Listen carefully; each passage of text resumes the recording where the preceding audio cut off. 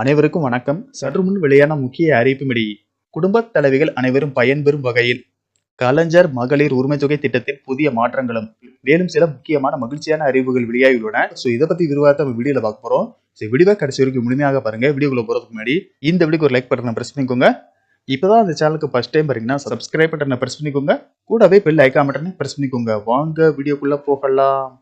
குடும்பத்திற்காக வாழ்நாள் முழுவதும் ஓயாமல் உழைத்துக் கொண்டிருக்கும் ஏழை பெண்களின் உழைப்புக்கும் அங்கீகாரம் கொடுப்பதற்காகவும் வறுமை ஒழிப்பதற்காகவும் தமிழ்நாடு அரசால் செப்டம்பர் 15ஆம் தேதி 2023ஆம் ஆண்டு கலைஞர் மகளிர் உரிமை தொகை திட்டம் கொண்டு வரப்பட்டது. இந்த திட்டத்தின் மூலம் அரசு நிபந்தனைகளை பூர்த்தி செய்யும் தகுதியான குடும்பத் தலைவிகளின் வங்கிக் கணக்கில் மாதந்தோறும் 15ஆம் தேதி ரூபாய் 1000 நேரடியாக வரவு வைக்கப்படுகிறது. இதை வைத்து பெண்கள் தங்களுடைய அன்றாட குடும்ப செலவுகளை செய்து வருகின்றனர். அது மட்டுமல்லாமல் தங்கள் சொந்த செலவுக்கு குடும்பத்தினரை சார்ந்திருக்க வேண்டிய அவசியம் இருக்காது. பலரும் தங்களுக்கு வரும் தொகையை சேமிப்பு திட்டங்களுக்கு மாற்றி எதிர்காலத்திற்காக சேமித்து வருகின்றனர்.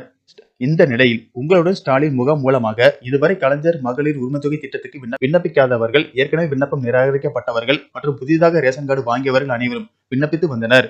தற்போது இந்த முகாம் நவம்பர் வரை கால அவகாசம் கொடுக்கப்பட்டிருந்த நிலையில் இந்த முகாம்கள் அனைத்தும் நிறைவு பெற்று விட்டன. இதுவரை 28 லட்சத்திற்கும் அதிகமானோர் கலைஞர் மகளிர் உரிமை தொகை கேட்டு தமிழ்நாடு அரசிடம் விண்ணப்பித்துள்ளனர். அவர்களின் தகுதியானவர்களை தேர்வு செய்யும் பணிகள் மிக வேகமாக நடைபெற்று வருகின்றன. இம்மாத இறுதிக்குள் தகுதியானவர்கள் பட்டியலை இறுதி செய்ய அரசு திட்டமிட்டுள்ளது.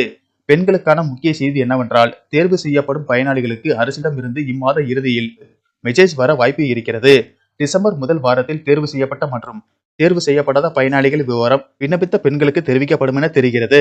அதன் பிறகு டிசம்பர் 15ஆம் தேதி கலைஞர் மகளிர் உரிமை தொகை திட்டத்துக்கு தேர்வு செய்யப்பட்ட பெண்களுக்கு தமிழ்நாடு அரசு நேரடியாக அவர்களது வங்கிக் கணக்கில் 1000 ரூபாய் வரவு வைக்கும். மேலும் வருகிற 2026ஆம் ஆண்டு சட்டமன்ற தேர்தலை கருத்தில் கொண்டு ஏற்கனவே வழங்கப்பட்டு வரும் ரூபாய் 1000 மகளிர் உரிமை தொகையை ரூபாய் 1500 முதல் ரூபாய் 2000 வரை உயர்த்தி வழங்க அரசு திட்டமிட்டுள்ளதாக கூறப்படுகிறது.